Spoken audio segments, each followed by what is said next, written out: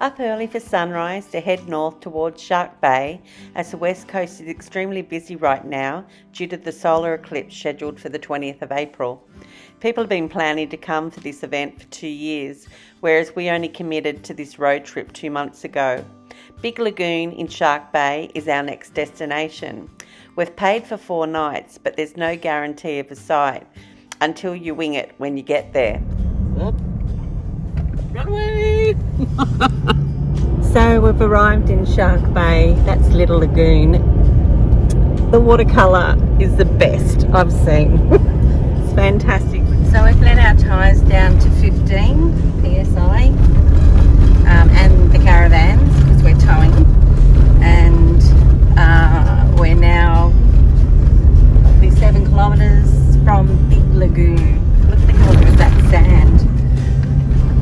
I don't like this anticipation of not knowing whether we can get a site, so I much prefer South Australia's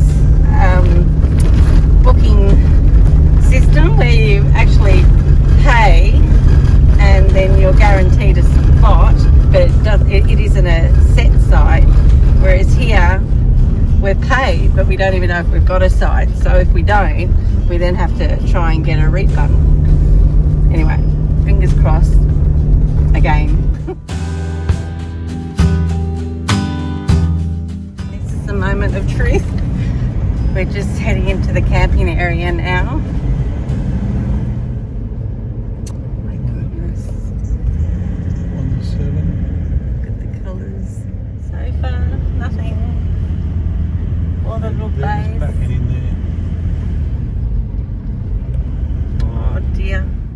Well, we're pretty excited. There was one site left. We're at site number 19.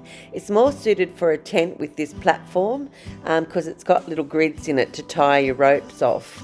The other problem with this one for us is that the door is on the wrong side of the caravan. You have to drive into it, which means you can't get your car out. It's got a beautiful outlook over the water. We're high enough to get a lovely little breeze, which also helps keep the flies away. I think the prime spots are right down on the water. If we do stay here, we'll probably turn it around and have our door going out into the scrub, which is a shame, but can't complain, we have a site.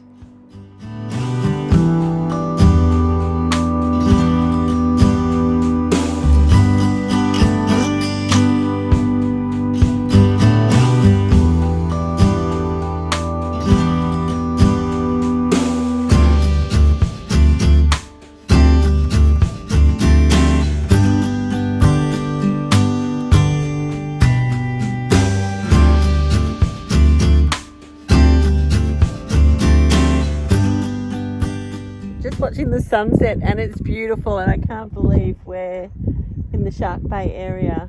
So we've walked around and chatted to a few people, and one of the front spots near the beach, the people are going early in the morning and they're going to save their spot for us, so we're moving tomorrow. And we were talking about what to fish with for bait with one fella, and he suggested fish with squid, don't fish with fish because that'll attract the sharks. So we don't want to do that, but we're going to. As long as we're catching something, we don't care. Yeah, we just want to catch just one thing decent that we can cook up, and check the colours out.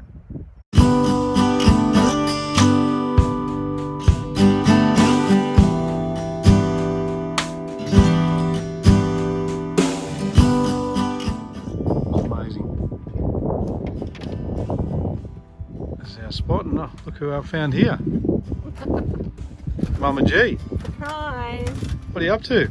I am just cooking up some brown rice, and I'm going to make a big batch of my brown rice salad that we will have tonight warm with our chicken that we're going to roast in the barbecue. And then when it goes cold, it's so yummy, we can either put it in rice paper wraps or have it on the side after we catch some seafood, or just eat it as it is. Yeah, it's delicious. So I'm just chopping up some red capsicum and some shallots that your shallots are so big, I cut them up, put them in a bag, and Steve's allowed the beer fridge in the car to take a bit of extra food while we're travelling, because we're not shopping for quite some time.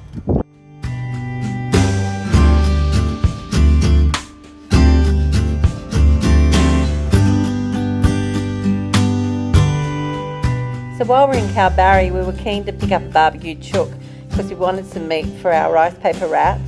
Anyway, they didn't have any barbecued chooks, and the lady at the IGA recommended this chicken, which only takes 15 minutes baked, and we thought we'd do it in the barbecue.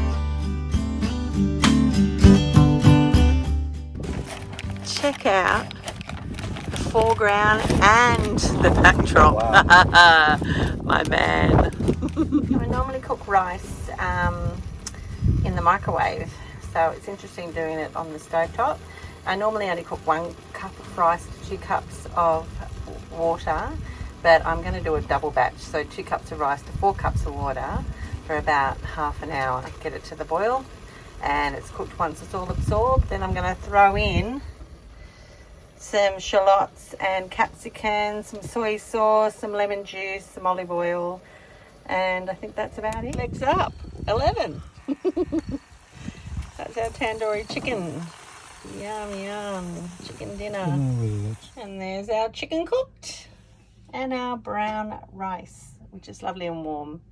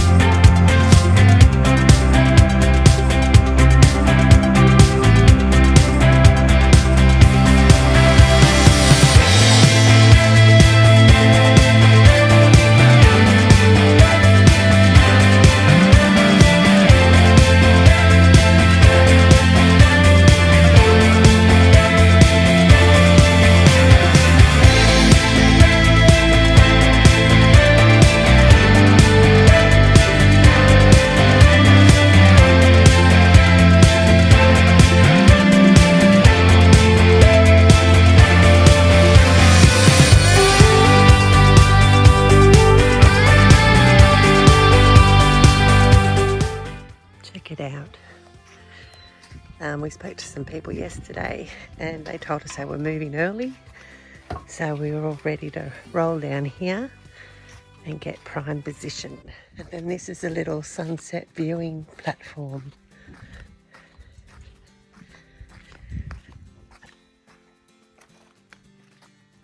Fantastic.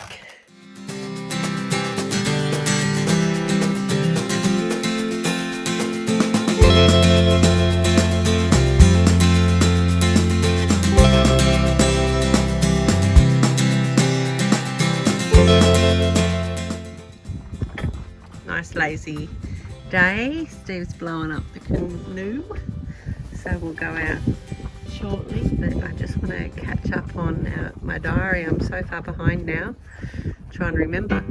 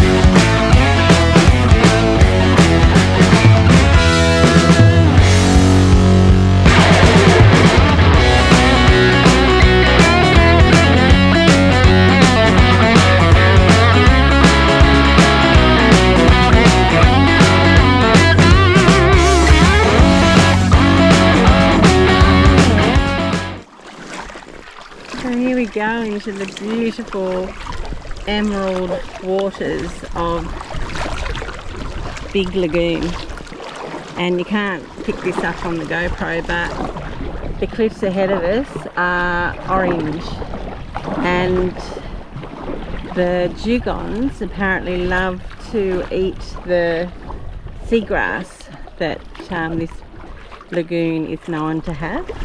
Anyway, better help Steve.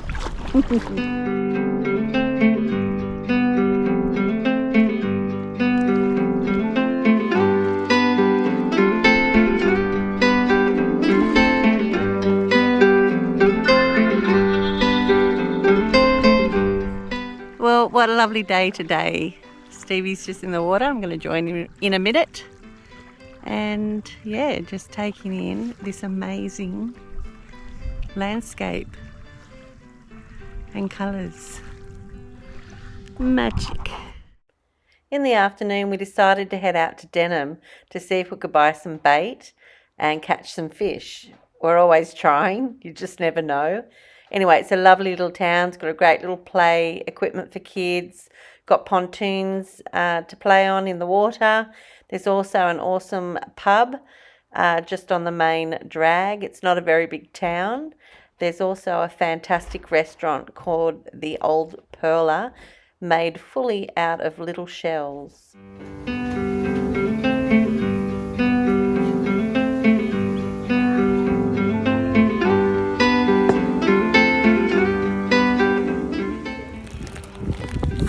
So this is the Old Pearler restaurant, and we've booked to come here on Saturday night because we're staying in town, and it's made up fully of shells, and I believe the food is sensational. So when we knew we were coming here, we booked.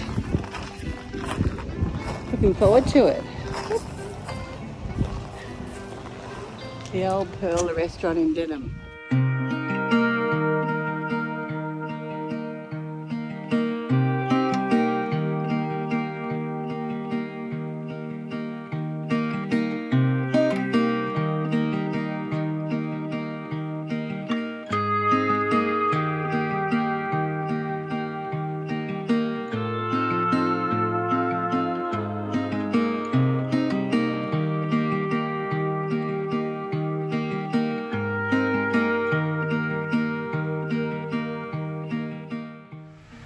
So it's happy hour time here in Francois Perron National Park. We're at Big Lagoon, and I've got this lovely gooey brie, and I've just poured some honey on it. I'm just going to spread that around. This is a dish that you can cook in the camp oven, but we're not allowed to have fires here, so I'm going to bake it in the barbecue. A little bit more there, a bit generous. And then I've got some walnuts. Put my honey away. Got some walnuts that I'm just going to pop on top as neat as I can. I have done this on past videos, but it is a favourite of family and friends, so I thought I would do it again for anyone who missed previous YouTube videos. So you just load it up on there, and this becomes a delight mixed with the gooey cheese when it's all cooked. Just tip that on there. So I've got one sheet of puff. I'm hoping it'll be enough to cover it.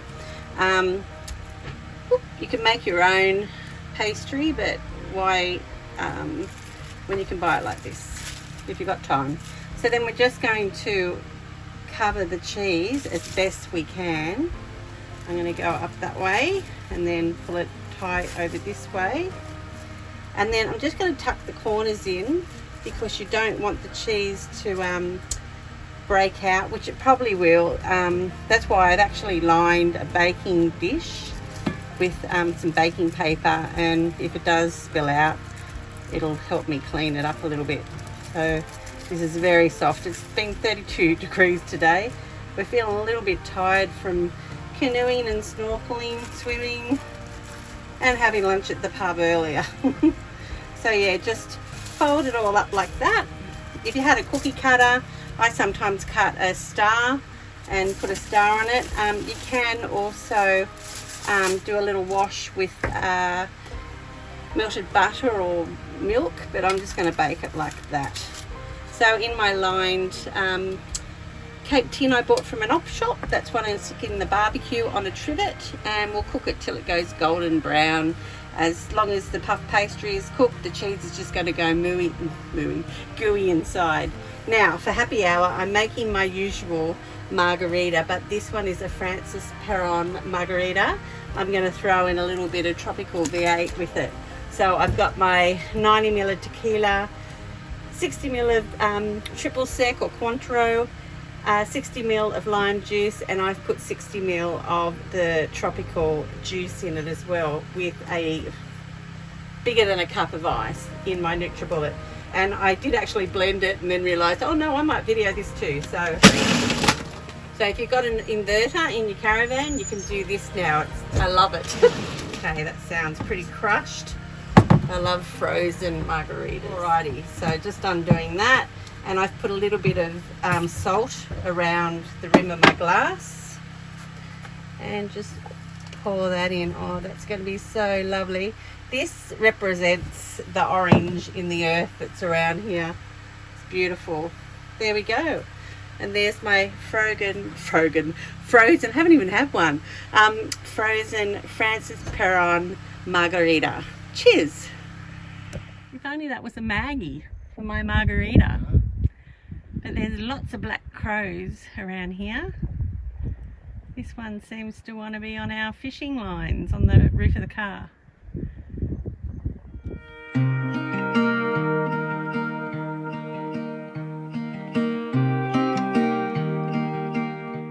So we've just preheated our barbecue, and I have a trivet so it doesn't burn the bottom, and then we're just going to shut the lid down and check on it after. We must clean this barbecue. Where are we, Stevie?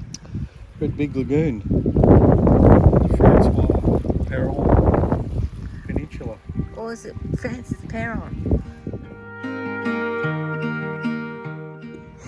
No. So another day is ending.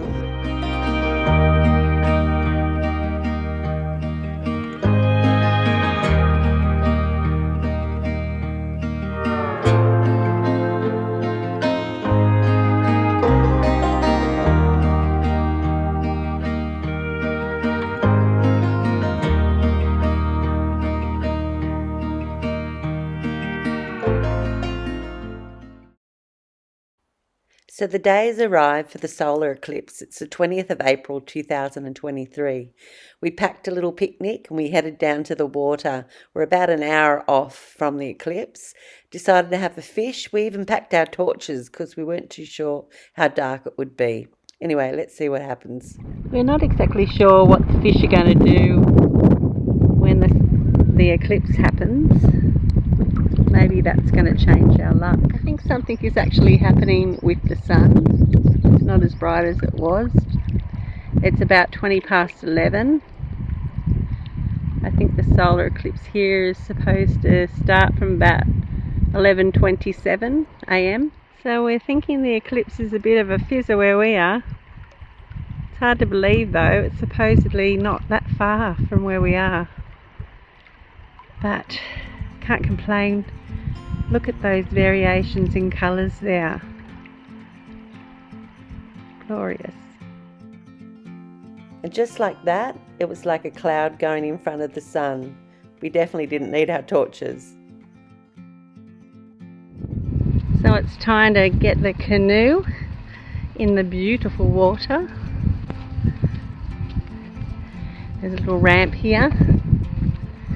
That's our caravan just over there. Oops. And we've gone to plan B and fishing from our canoe.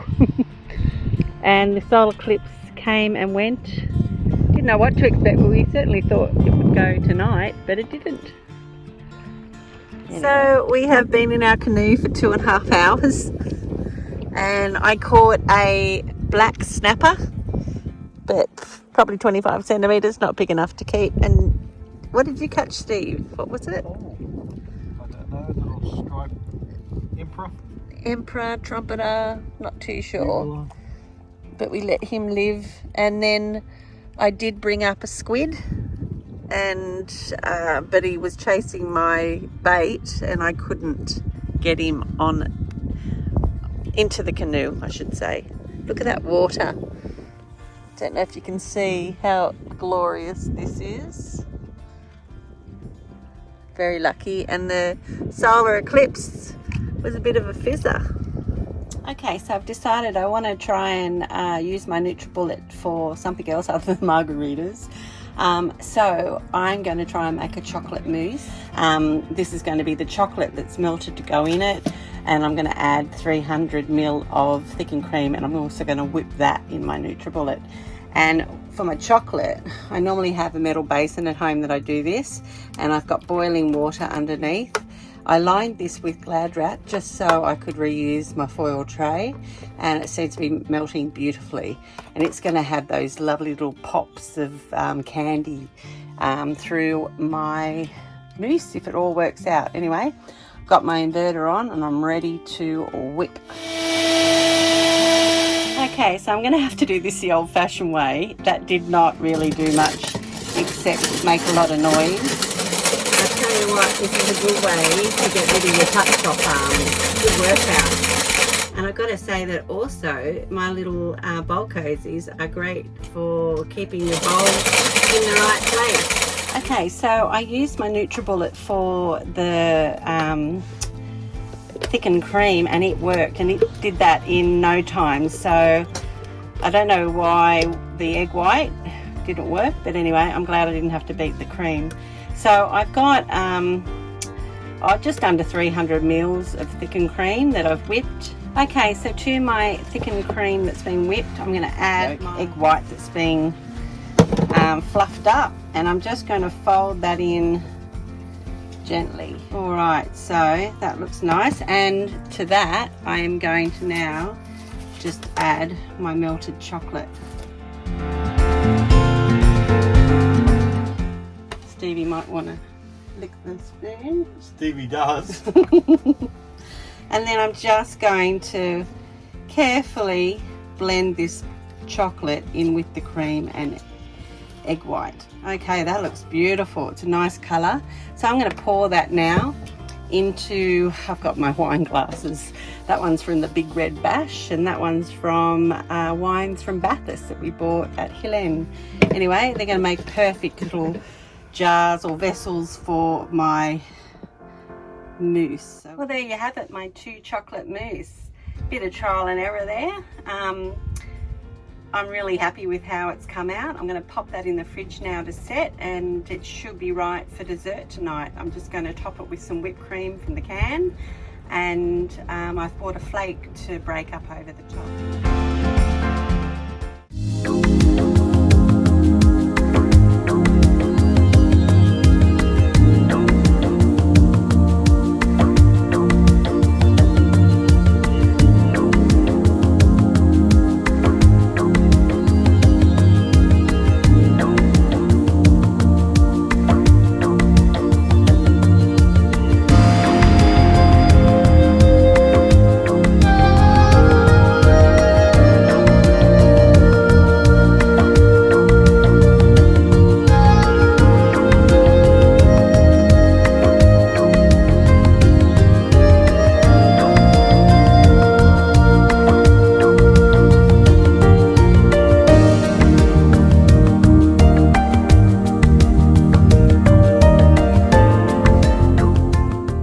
Okay, so tonight's idea for dinner, I'm going to make a pumpkin boat. And I thought I had some taco mixture, but I don't. But I'm going to use this chow mein mince. I don't have any cabbage, but I'm going to just use that for the flavouring. I've got a can of peas, corn and carrot, and I'm going to dice up probably only half an onion. Don't want a whole onion. And I got 500 grams of mince I got out of the freezer this morning. So I'm going to make up this mince dish.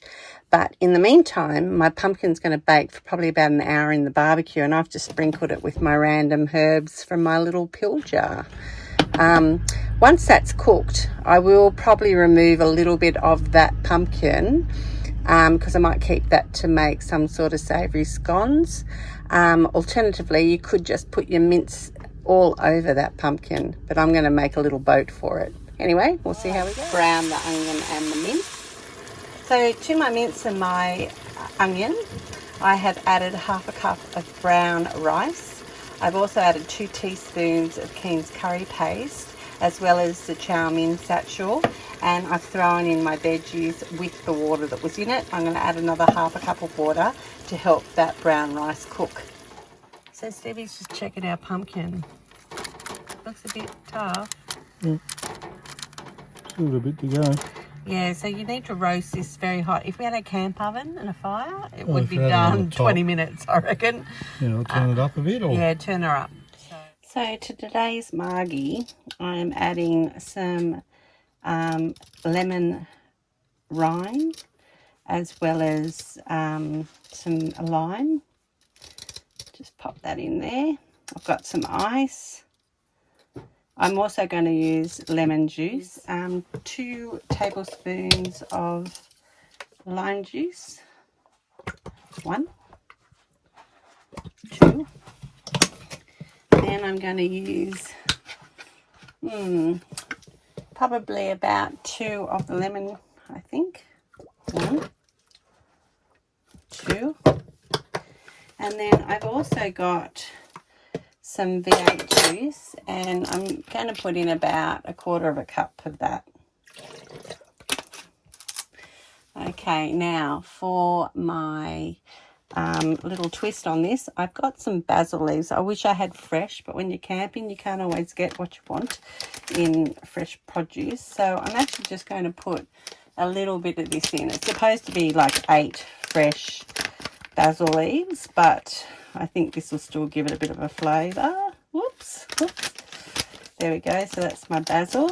And then I'm going to add some triple sec. So I'm going to put 1/4 cup of triple sec, which is Cointreau, in. 3/4 cup of tequila. Turn my inverter on. There you have it, a solar eclipse frozen margie. It looks awful, but it actually tastes pretty good. Give it a go. I didn't realise at the time that this was a quantity for 4 people.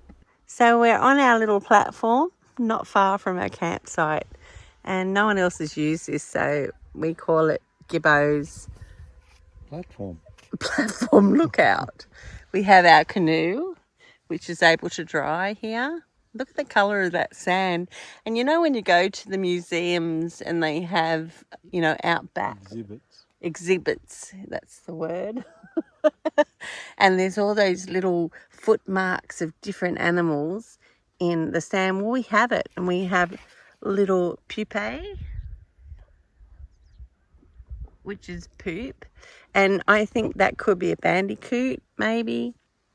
Anyway, it's so surreal. Absolutely love it, and I think it's actually picking the colour up tonight. I can't capture how beautiful this place is, and this gorgeous guy. Oh, my James Bond, love him to death. Anyway, we had a beautiful day out there. 2.5 hours we were in the canoe, and when it was time to get out, I unfolded my legs and I was able to stand. I know. Oh my God, I rejoiced that I had legs because they were so tucked in while we tried to break the drought of our fishing. We caught some fish though. We did catch fish. We Didn't even keep them. Nah, it doesn't matter. It doesn't matter. All we wanted to do was catch and release, wasn't it? Exactly. And apparently Marg's was bigger than mine. But anyway. Well, it was. Anyway, this is the last. Yeah, I'm capturing those beautiful birds. When they fly over, the fish jump. Yeah. Where were those fish today? I want to know. Yes. Anyway, it's been a lovely experience. Come to Big Lagoon. Maybe come in morning and just sit tight because you may just get... Just ask around if people are leaving. Yeah, that's what we did. We found that a fellow was going the next day. I loved being up at Site 19, but it wasn't suited for a caravan because it's on the wrong side for the door. But we're at Site 5 and it's absolutely beautiful. We've got our own little viewing area here, and tonight is perfect.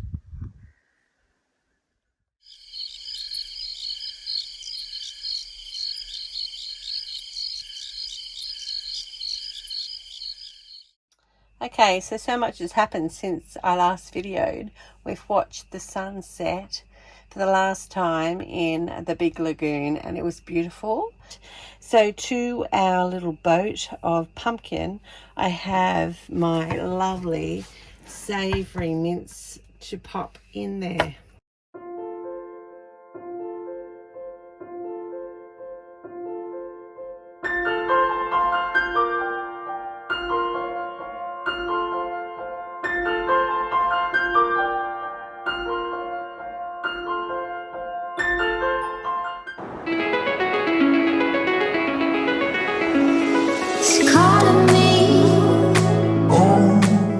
Well, it's time for us to move further north, but first join us next week as we share our day trip to explore Francois Peron up to Cape Peron.